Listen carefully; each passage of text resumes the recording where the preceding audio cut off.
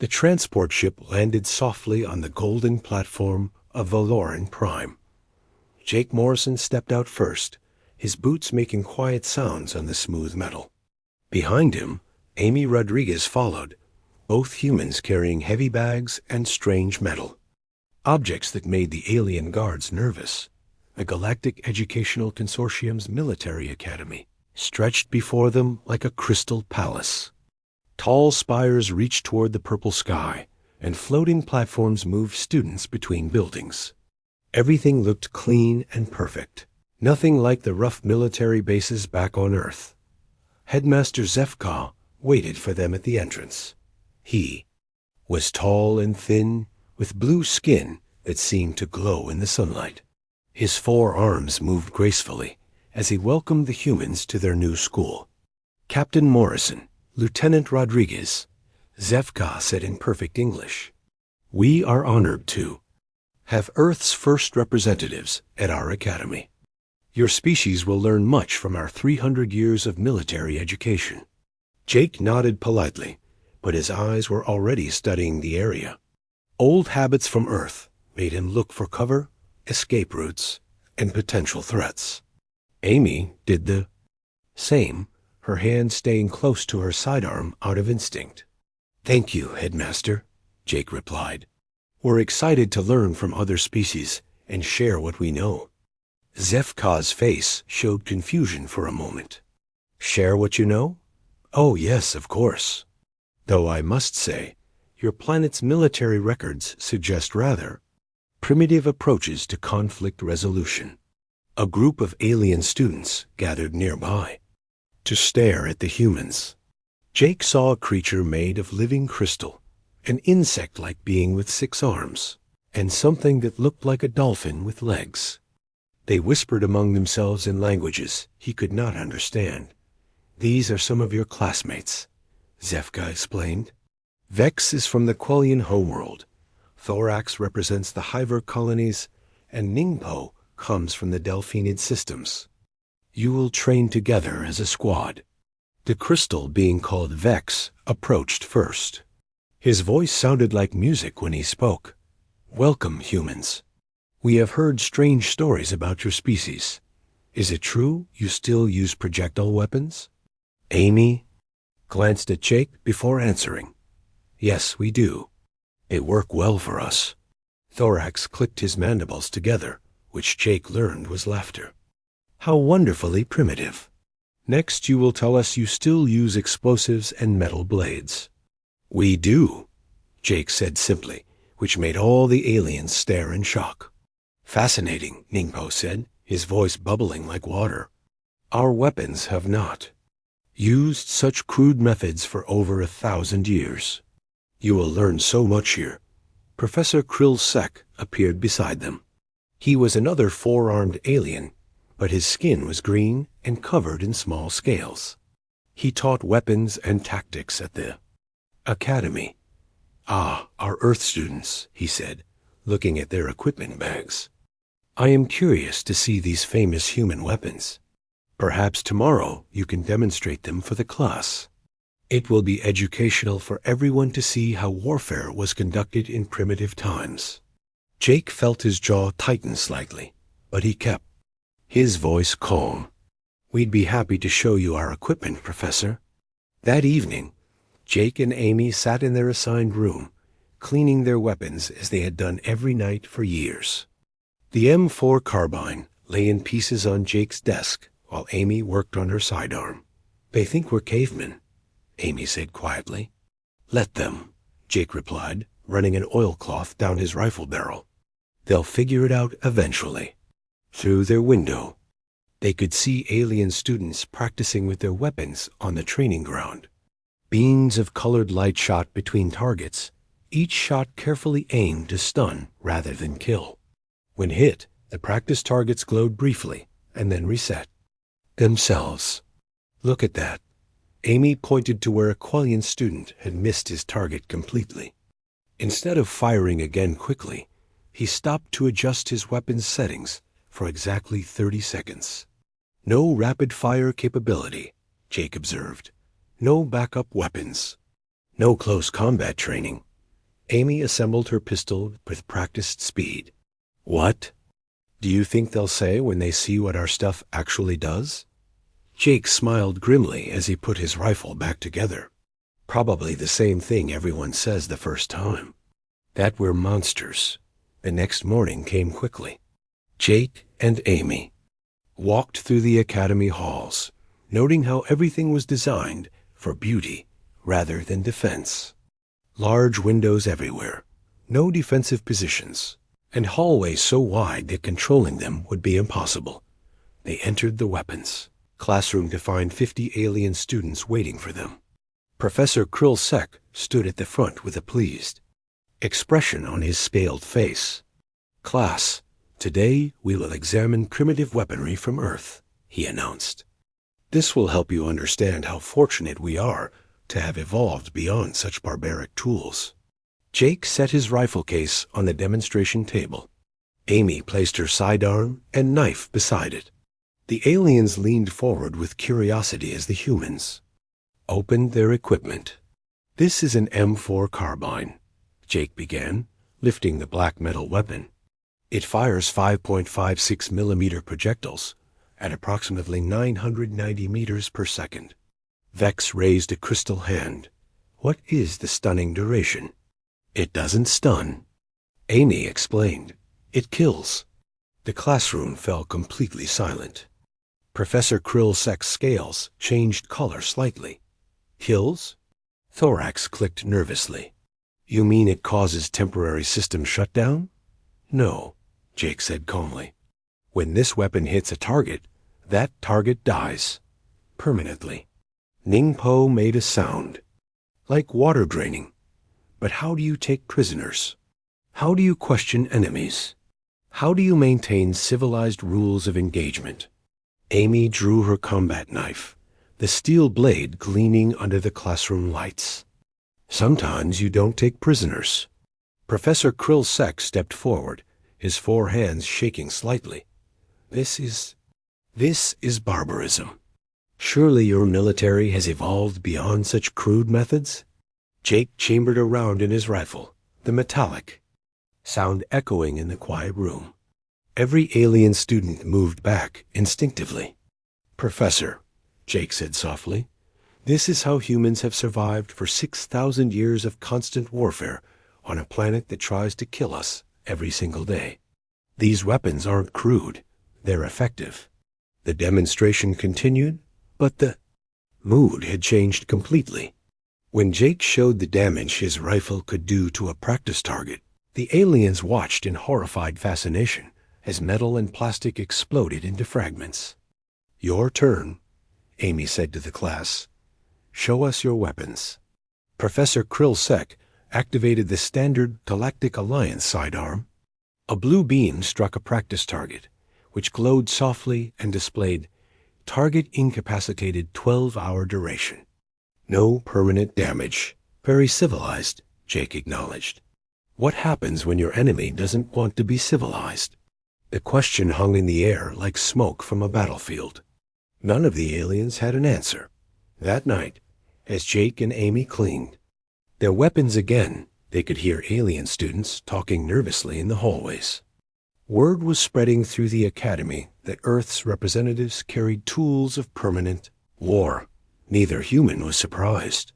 They had seen this reaction before, on other worlds, with other species. Everyone thought warfare could be civilized. Until civilization failed, Jake finished reassembling his rifle and chambered around before placing it beside his bed. Old habits from a Deathworld died hard. Think they'll learn? Amy asked.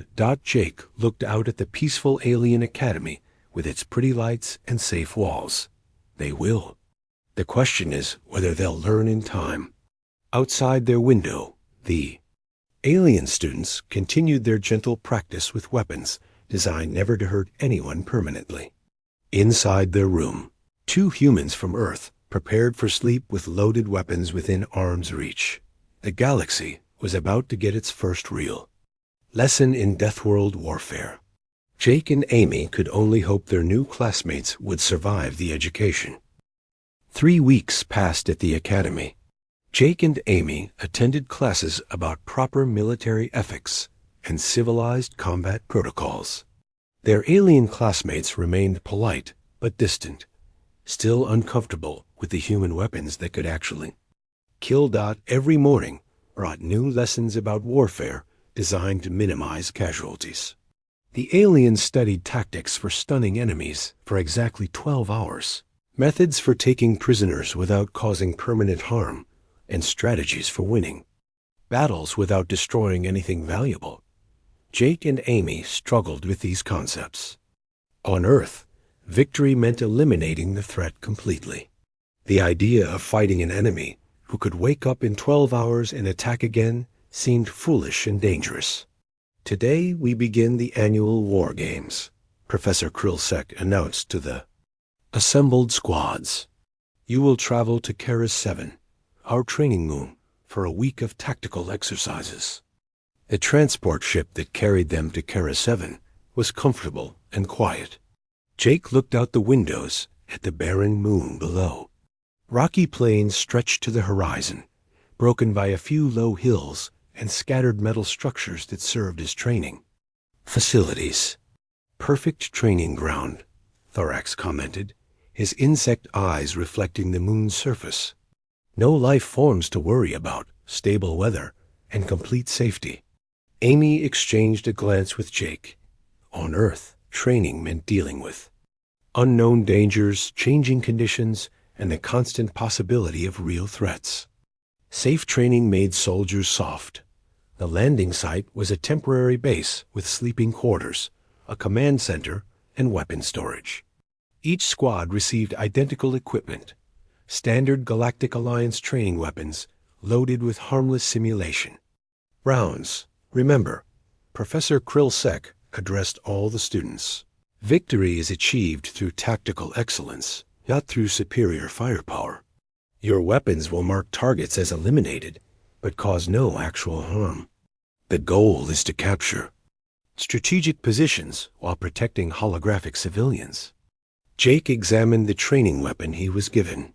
It was light, accurate, and completely useless against real threats.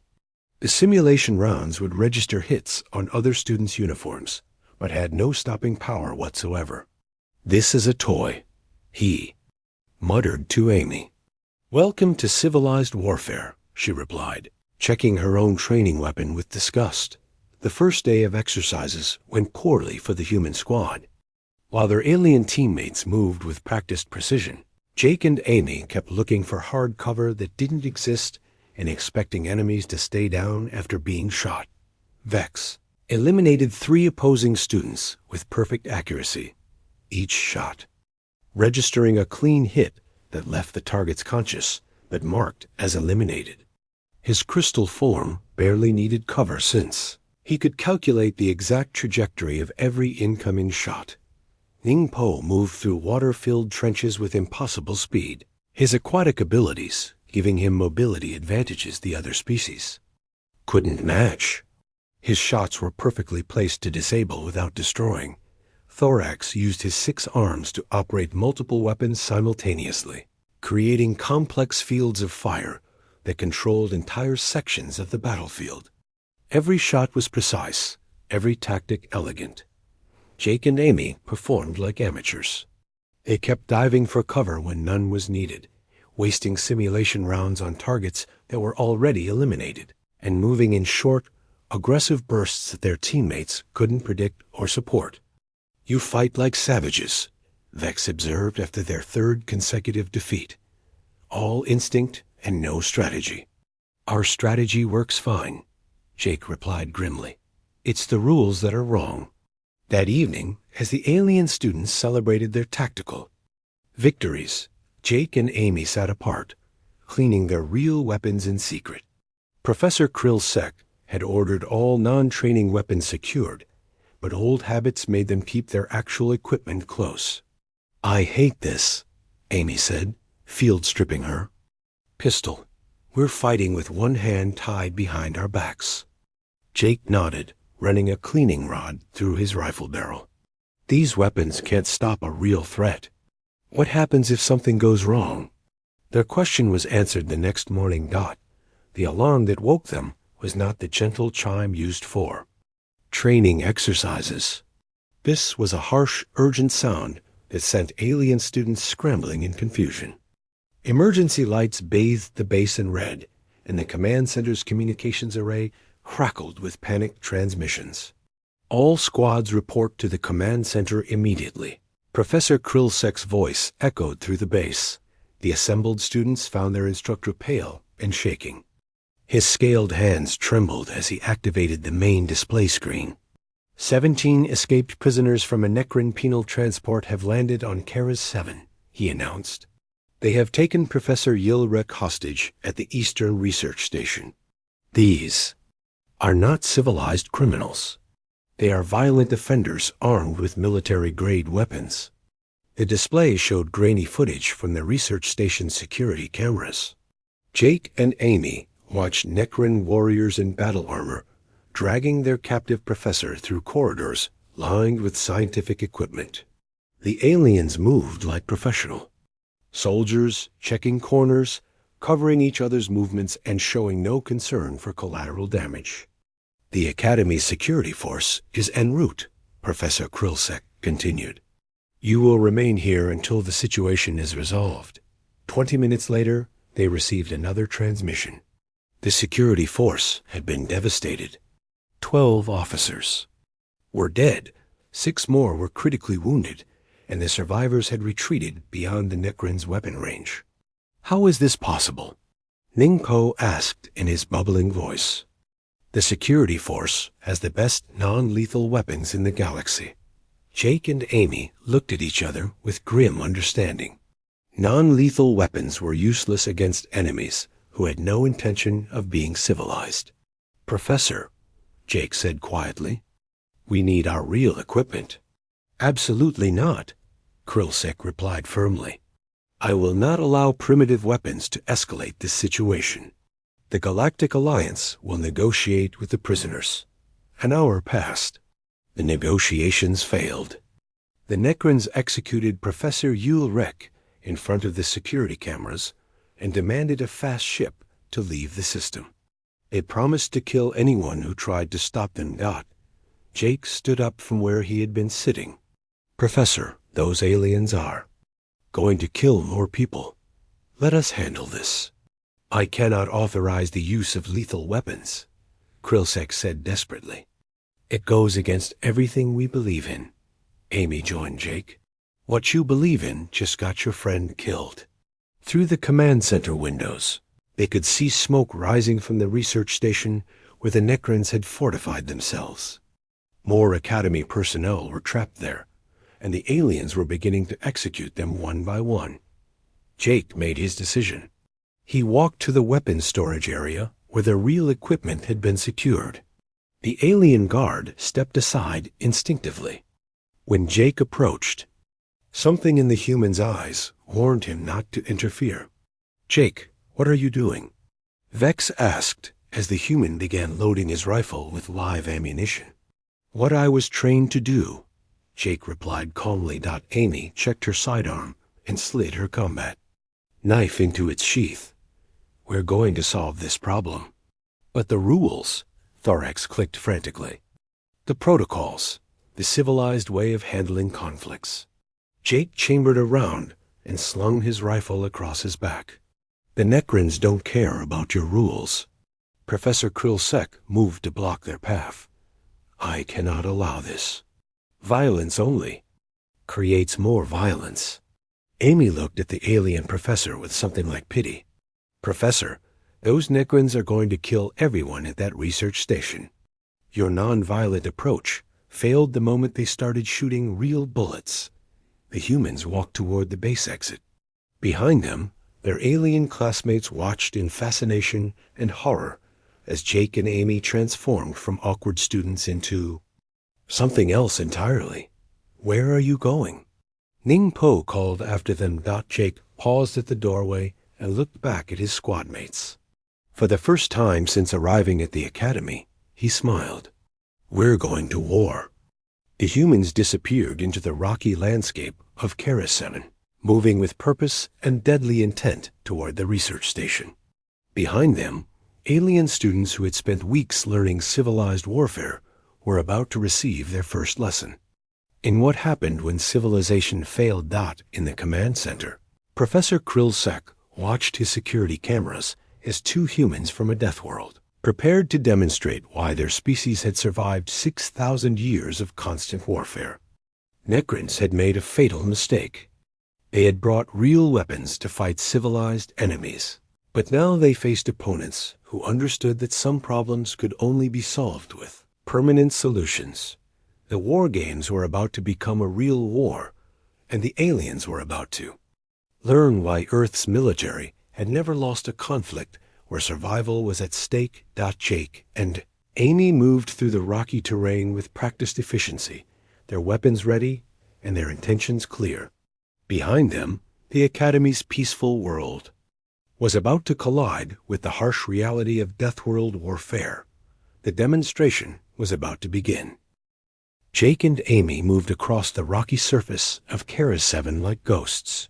They used every piece of cover, every shadow, every depression in the ground to hide their approach.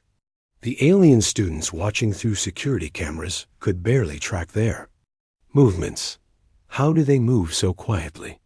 Vex asked, his crystal eyes focused on the grainy display. Professor Krillsek adjusted the camera controls, trying to keep the humans in sight. Their species evolved as persistence hunters. They can track prey for days without being detected. The research station came into view through the morning haze. It was a simple collection of metal buildings, connected by covered walkways.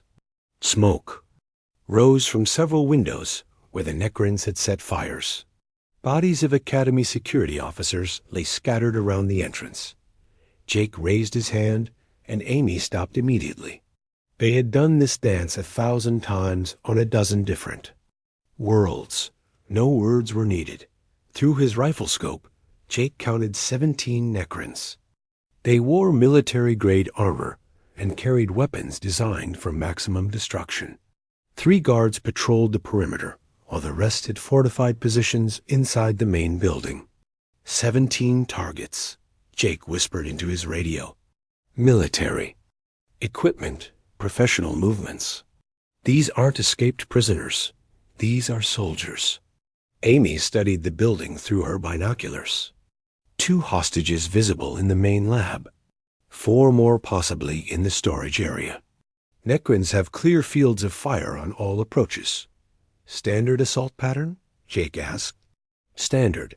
Amy confirmed. What happened next would be studied in military academies across the galaxy for generations. Jake's first shot came from 400 meters away. The 5.56 millimeter round traveled faster than sound, striking the lead Necron guard in the head before the alien even knew he was being targeted. The guard's helmet cracked open like an egg, and his body dropped to the ground instantly. The other Necron spun toward the sound of the gunshot, but Jake was already moving. By the time they located his previous position, he had shifted 50 meters to the left and taken aim at his second target. Amy circled wide to the right, using a dry screen for concealment. Her movement was silent and invisible. The Necrons never saw her coming until she was already inside their perimeter. The second guard died to Jake's rifle before he could raise his own weapon. The third tried to take cover behind a metal crate, but the human's bullets punched through the thin material like paper. The Necron's body armor might stop energy weapons, but it offered no protection against high-velocity projectiles. Contact! Contact! The surviving Necrons screamed into their radios. Unknown attackers using kinetic weapons. Amy reached the building's service entrance and drew her combat knife. The Necron sentry posted there never heard her approach. Her blade found the gap between his helmet and chest armor, sliding between vertebrae with surgical precision. He died without making a sound. 3 down, Amy reported quietly. Copy. Moving to Overwatch position, Jake replied. The humans had spent 20 minutes studying their enemies before the attack began. They knew every defensive position, every sightline, every potential escape route. The Necrons had built their defenses to repel frontal assaults with energy weapons. They were unprepared for opponents who struck from multiple directions with projectile weapons. Jake reached a small hill overlooking the research station and deployed his rifle on a stable rest. From this position, he could see into most of the building's windows. His scope revealed Necrons moving frantically inside, trying to reorganize their defenses. "I have eyes on the hostages," he reported. "2 aliens tied up in the main lab. They're alive but scared."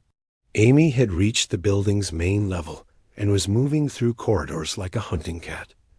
Her pistol was drawn but silent. She preferred the knife when possible. Bullets made noise, and noise attracted attention.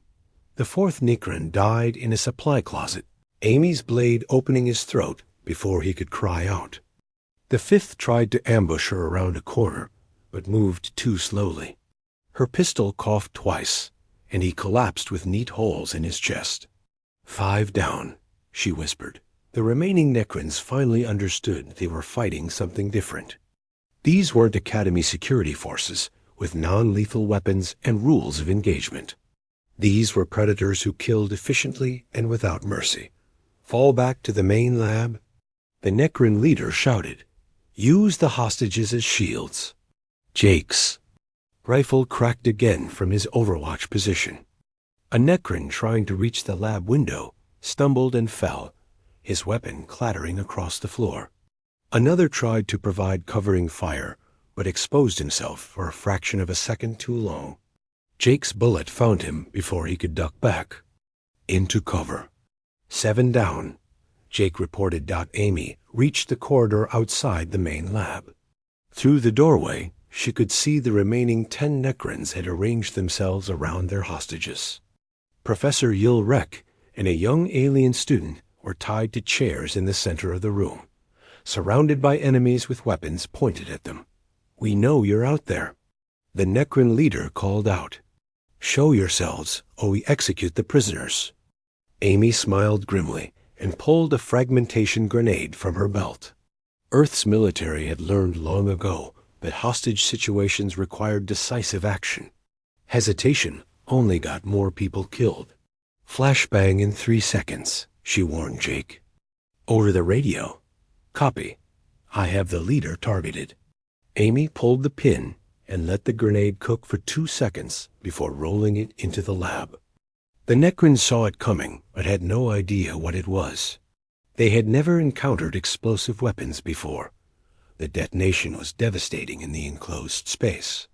10 aliens who had never experienced the concussive force of military explosives were thrown to the ground, their armor cracked, their weapons scattered. Those who survived the initial blast were left deaf, blind, and helpless. Amy entered the lab while the smoke was still clearing. Her pistol spoke 6 times in rapid succession, each shot precisely placed. The Necrons who had threatened to execute innocent hostages were eliminated with mechanical efficiency. Jake's rifle claimed the last enemy through the lab window.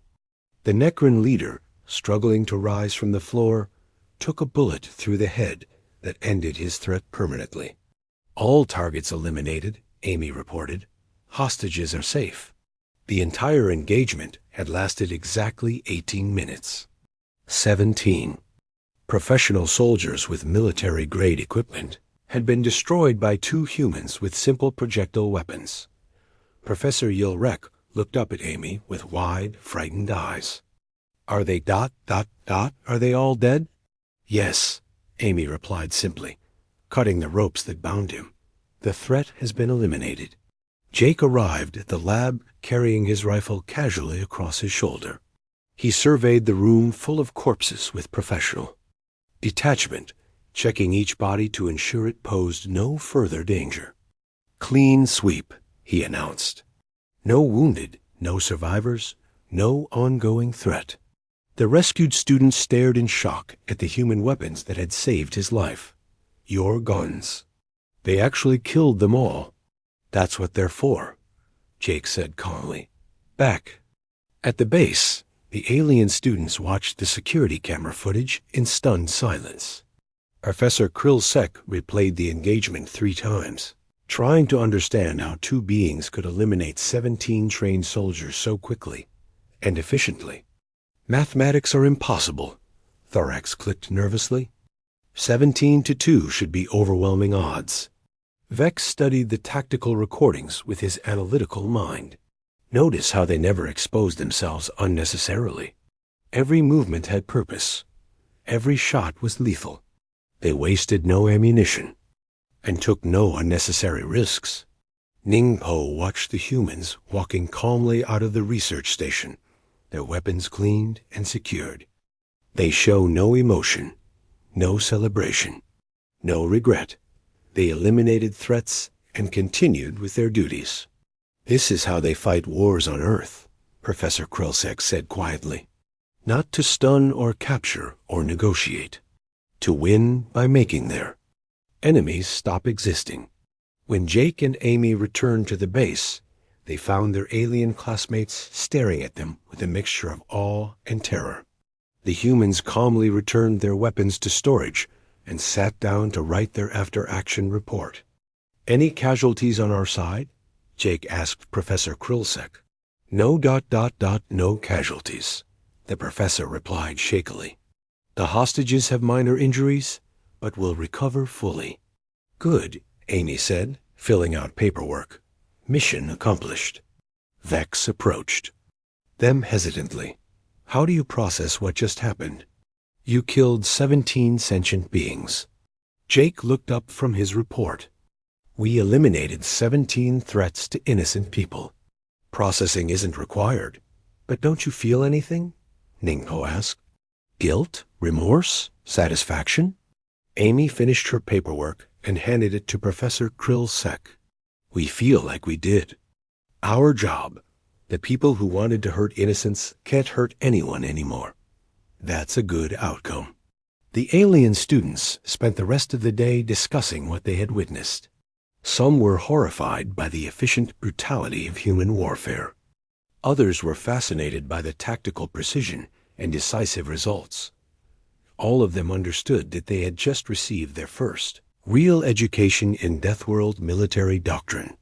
Earth's representatives had demonstrated why their species had survived on a planet where failure meant extinction. That night, as Jake and Amy cleaned their weapons one final time, Thorax approached them with a question that would echo through the academy for years to come. If your weapons are so effective, why does the rest of the galaxy us news of the Keras 7 incident spread through the academy faster than quantum communications? Within hours, every student, instructor, and administrator knew that 2 humans had eliminated 17 armed Necrons in less than 20 minutes using primitive projectile weapons. Headmaster Zeph Kahl called an emergency meeting with the Galactic Educational Consortium's board of directors. The recorded footage from the research station played on repeat in conference rooms across dozens of worlds, showing alien officials what Earth's military capabilities actually looked like in action. This changes everything, declared board member Eighth Val, her tentacles writhing with anxiety. We assumed human weapons were obsolete. This demonstration suggests we were catastrophically wrong. Zevka activated the holographic display showing Jake's precision shots from 400 meters away. Captain Morrison achieved a 100% hit rate at distances our own weapons consider maximum effective range. His accuracy was perfect. And Lieutenant Rodriguez, added Professor Krillsek, who had arrived to provide his witness testimony. She moved through a defended building like a ghost. The Necrons never detected her approach until she was already killing them. Board member Kulas, an ancient being from the core worlds, studied the tactical analysis with growing concern. How many other species possess similar capabilities? According to our databases, Zefka replied grimly, none. Earth appears to be unique in its approach to warfare. The board authorized an immediate investigation into human military history and capabilities. A team of xenobiologists, military analysts, and cultural experts began the most comprehensive study of Earth's armed forces ever undertaken by the galactic community. Dr. Helen Carter, Earth's cultural attaché, found herself suddenly in high demand. Alien officials who had previously ignored her requests for meetings now treated her with nervous respect. Dr. Carter, Headmaster Zefka began carefully. We need to understand your species better. This incident has raised questions about human capabilities that we cannot ignore. Helen sat across from a panel of alien investigators in the Academy's secure conference room. She had expected this conversation since the day Jake and Amy first demonstrated their weapons. What would you like to know? She asked. Everything, replied Chief Investigator Mol Sen, a multi-eyed creature from the Oversight Directorate. Start with your planet's military history. Helen activated her datapad and began the briefing that would horrify the galactic community. Earth has experienced continuous warfare for approximately 6,000 years of recorded history. During this time, humans have developed weapons and tactics focused on one primary goal: eliminating enemy forces as efficiently as possible. The alien investigators leaned forward as holographic displays showed Earth's military evolution. Stone axes gave way to bronze swords, which evolved into steel blades, gunpowder weapons, automatic firearms, and eventually nuclear arsenals capable of destroying entire planets. Your species has nuclear weapons? Kulas asked in shock.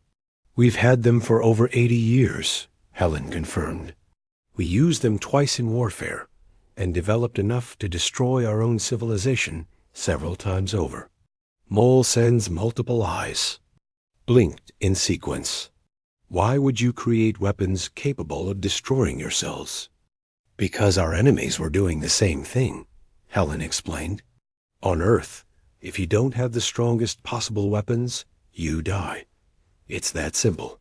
The investigation team studied Earth's military records with growing horror. They learned about trench warfare that killed millions over patches of land smaller than a city block. They read about siege tactics that starved entire populations into submission. They discovered chemical weapons, biological warfare, and precision bombing campaigns designed to break enemy morale through terror. This is madness, whispered Investigator Yexrin. Your species treats warfare like a science. Because it is a science, Helen replied. The science of killing your enemies before they kill you. Dr. Paul Kett, the team's xenobiologist, raised a disturbing question. Dr. Carter, what environmental pressures created such aggressive tendencies in your species? Helen's answer would reshape galactic understanding of Earth forever. Earth is classified as a Class 12 Deathworld. 97% of all species that ever existed on our planet are now extinct. Humans survived by becoming more dangerous than everything else. The holographic display showed Earth's natural history. Ice ages that lasted thousands of years. Volcanic eruptions that blocked sunlight for decades. Asteroid impacts that eliminated dominant species overnight. Predators that could kill humans instantly. Diseases that wiped out entire populations. And natural disasters that occurred without warning. Your children, Dr. Paul Kett asked slowly. How do they learn to survive in such an environment? We teach them through games, Helen said. Human children play with toy weapons, compete in simulated combat, and learn strategy through entertainment that other species would consider horrifying. The investigators watch recordings of human children, playing games like hide-and-seek, tag, and capture the flag. What seemed like innocent fun to humans appeared to alien observers as training exercises for predatory behavior. They're learning to hunt each other, Mol Sen observed with disturbing accuracy. And learning to avoid being hunted, Helen added. On Earth, you develop these skills early, or you don't survive to adulthood. The cultural investigation revealed even more troubling information. Human entertainment regularly featured violence, warfare, and survival scenarios that would traumatize most civilized species. Human sports involved controlled combat and competition, designed to test physical dominance. Human literature celebrated warriors, battles, and victory through superior force. Your entire culture is built around conflict, Investigator Yexrin said with something approaching awe. Our entire culture is built around survival, Helen corrected. Conflict is just the tool we've learned to use most effectively. Meanwhile, back at the academy, Jake and Amy found themselves isolated from their alien classmates. The other students whispered about them in corridors, pointing and staring as if they were dangerous animals in a zoo. Vex approached them during lunch, his crystal form refracting the cafeteria lights. I have been analyzing the tactical footage from Keras 7. Your movement patterns and weapon deployment suggest extensive training in lethal combat. We're soldiers, Jake replied simply. This is what we do. But how do you reconcile taking life with civilized morality? Thorax asked, joining the conversation.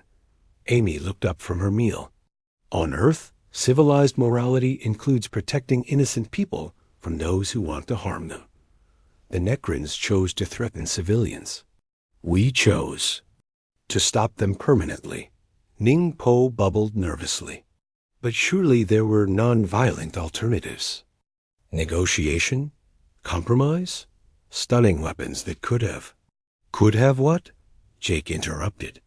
Stop them for 12 hours so they could wake up and kill more people? The Necrons had already executed Professor Yilrek. They were going to kill the other hostages. Your civilized alternatives failed. The alien students fell silent. They had no answer because they had never faced an enemy that refused to follow civilized rules. 3 days later, the investigation team published their preliminary findings. The report sent shockwaves through the galactic community. Earth was not just another member species with primitive weapons. Earth was a Deathworld that had produced the most militarily capable species in known space. Humans are apex predators, the report stated. Their evolutionary history has created beings optimized for warfare, survival, and the elimination of threats. Their weapons and tactics reflect millions of years of adaptation to hostile environments. The report included detailed analysis of human military doctrine. Unlike civilized species that sought to minimize casualties and preserve enemy forces. For negotiation, humans approached warfare with the goal of complete victory through total destruction of enemy capability. Human soldiers are trained to eliminate threats permanently, the investigators wrote. They show no hesitation in applying lethal force when they determine it is necessary. This makes them incredibly effective against enemies who do not follow civilized combat protocols. The findings deeply disturbed many galactic leaders. Some called for restrictions on human military activities. Others suggested that Earth's weapons were too dangerous for civilized space, but a growing number of officials reached a different conclusion. If the galaxy contained threats like the Necrons, perhaps civilized warfare was not enough. Admiral Dex Moore of the Galactic Alliance Fleet made this point during an emergency session of the Defense Council. For 800 years we have maintained peace through non-lethal force and diplomatic solutions. But the Necrons ignored our diplomacy and shrugged off our non-lethal weapons. The Admiral displayed tactical data from recent Necron attacks on peaceful systems. They have raided 17 colonies in the past year, killing thousands of civilians. Our peacekeeping forces have been unable to stop them because our weapons are designed for civilized opponents. Are you suggesting we adopt human tactics? Asked Council Mean Non-Lethal Alter.